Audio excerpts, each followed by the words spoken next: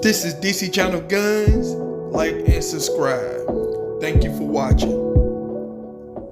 What up? This is DC Channel Guns coming at you another gun video. Appreciate you for watching, like, share, and subscribe. I want to appreciate all my subscribers who come to the channel every day, leave all the good information. I appreciate y'all. I see y'all comments. I enjoy it.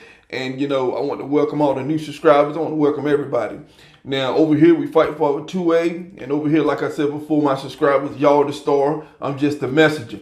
Now, this video here, we're going to talk about Colt. You know, when Colt came out and said that they were going to stop selling their rifles and stuff, consumers and stuff. Now, me and a lot of other people, you know, did I rush to judgment? Did I misunderstand what was going on with Colt? You know, Colt was in bankruptcy and stuff. They had some issues and stuff in the past. You know, Colt got a lot of military contracts and stuff that they're trying to keep up with and everything. So, you know, I spent a lot of time in vehicles, riding and stuff like that. You know, I like to listen to gun talk. You know, if you don't listen to gun talk, check it out. A lot of useful information, support, you know, gun talk and the podcasts and radios and stuff that they're playing, you know, nationwide. And, you know, so I like to listen to a lot of stuff. And, you know, this particular podcast and stuff, Colt, vice president came on and was talking about, you know, when it came to Colt, the decision stuff that it made. Now, you know, I felt like that it was pretty much like a political decision at the time that it happened and stuff like that. A lot of people did, some people didn't. But, you know, I want to say, did I rush to judgment? Did a lot of people rush to judgment? You know, I'm a type of person who, you know, always want to rethink things and kind of look at a bigger picture of what's really going on. So I'm going to let you hear this podcast with the Colt vice president talking about the company and the decision stuff they made, stuff that they're doing. Did Colt do this to save their skin? Is this a PR move? I'm talking about, what is it? Is this something that, you know, Colt is trying to, you know, just cover up? Is Colt trying to, you know, whatever they're doing? I'm talking about, I listen to the podcast. I kind of understand where the vice president is coming from. I understand some decisions and stuff that they made. But I want to know, what do you think about this whole thing? I'm talking about, you know, did Colt, you know, do what they did to save their skin, to keep them going into bankruptcy and stuff? You know, what is the long strategy with Colt? So I'm going to let you listen to the podcast. I appreciate you for watching everything. The podcast can come up. And, you know, just, you know, food for thought for everyone about this Colt decision that they made. Now, Colt said that they're going to come back and sell AR-15, you know, sometime in the future. So I just want to know what you think about this podcast. Just listen to it. So this is DC Channel Guns, and I'll catch you on the next one. We've got Paul Spitali, the senior vice president of Colt, is with us here. You guys came all the way down here to see us, and we very much appreciate it. And a lot of people are wondering, okay, what's going on? I've seen some of the news, but it's confusing. You know, is Colt still around? And going, yeah, relax, right? Tell them what's going on. I'll tell you, things are really good with Colt right now. You talk about what we've done of late. Recently came out with the King Cobra target, the King Cobra revolver. We've sold thousands of King Cobra and Cobra variants, right, revolvers, double action revolvers. We spent a whole lot of effort, engineering, supports in trying to build out for consumers to give them opportunities to shoot.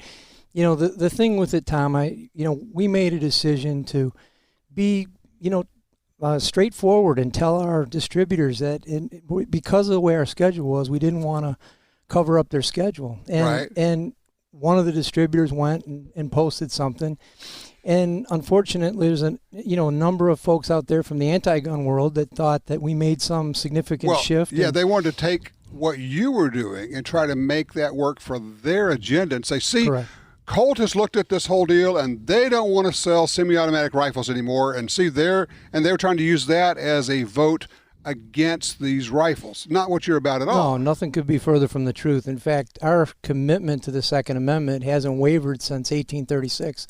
You know, long after you and I are gone, Colt's going to be defending personal protection and the Second Amendment in this country. So what was the change so people can understand what's going on at Colt? So, I mean, the big change was our production was at a point where we had a number of large international customers, a number of large U.S. government customers, and we had a backlog. And in terms of our commercial business, we had over 100 days of inventory in the channel. And we decided that it was the right thing to do at that moment was to take a pause in production. And again, it got, misreported that we were somehow stopping selling these things. There's going to be a moment in time where we start producing M4 and MSRs in the future. In fact, you can find our retro rifles to this day with Colt badged on them. And so I mean, that's something that people didn't realize, but that continued because... So, all right, so you had these huge contracts. You got military contracts, you got law enforcement contracts. Correct. And the police departments, we were just talking earlier, the police departments of America are really gearing up and putting ARs, M4s, whatever, into the hands of officers on the street because they understand what a great platform it is. And you guys are doing a great business there, right? Absolutely. So when you're maxed out doing that, you can't produce everything and you got these contracts. So you back off of the civilian, the commercial market, but it's not a case of we're getting out of the market. No, it's a moment in time. And we said, my quote, one of the quotes was nothing's forever, and it's a moment in time for us right now. And as market conditions change, we'll re-engage with that business. The other thing that's important to understand is we're a company that comes out of a financial restructuring in 16. We get limited resources. For us to be able to go forward and show you things like we showed you today, some really interesting things. Things we can't talk about right now. Right, and this stuff is special, but it takes a tremendous amount of engineering effort and production effort. And money. And we're doing that, and people don't realize how much. It's a good point. A lot of people do not understand what happened on the financial side, on the business side. You might just briefly tell people what you guys just went through. Yeah, so if you go back, and it's hard to, it seems like yesterday, but January of 2016, we go through a financial restructuring, a bankruptcy. Mm-hmm. We remove ourselves of $200 million in debt service that we were carrying. Wow. We re-engineered every 1911 pistol in our lineup. If you go back through 1911, which is now the 1911 Classic, which is a 70 series gun. Right. We've brought the competition series, which has really become, I would say, that is standard for an entry-level USPSA and IDPA shooter. Right. I mean, we've done so much to re-engage, and in the process sold more than, a large number of revolvers and Cobras and King Cobras over the last 18 months. All of this has been about us getting more in tune with our customer, getting more focused on the business that was really driving, people's personal protection, and that's where it's at. I mean, all kidding aside, this industry, it's not about, as much as we'd like to say it's competition shooters, and I'm a competitive shooter as well. Right. And you're a hunter. A hunter, but it's all based on personal protection in the Second Amendment, and that's where we're at. The second thing, we're going to be around the Second Amendment. We've been that way. I mean, the image of Colt, people don't realize when they look at the Rampart Colt, here's this horse that picks up the sword that's been broken, and he's protecting his rider. That was Sam Colt's vision of this company, that it would be a company that would personally protect people. So we're not going to steer away from that. And the other thing, we were clear with our distributing partners. We could have easily not taken orders and just said, for the next few months, we're not going to be producing commercial guns and not take any orders. We didn't think that was the right way to handle ourselves by telling them. They're your partners. You got to work with them. Exactly. And they talk to retailers and they talk to distributors downstream, and we didn't think that's the right way. So coming out of our bankruptcy, for us, it was going to be a fundamental of our DNA. We're going to be straight with people, and we were. Exactly. So, all right. So you got the 1911s, you got the Cobra and the King Cobra. So you're well into the revolver world.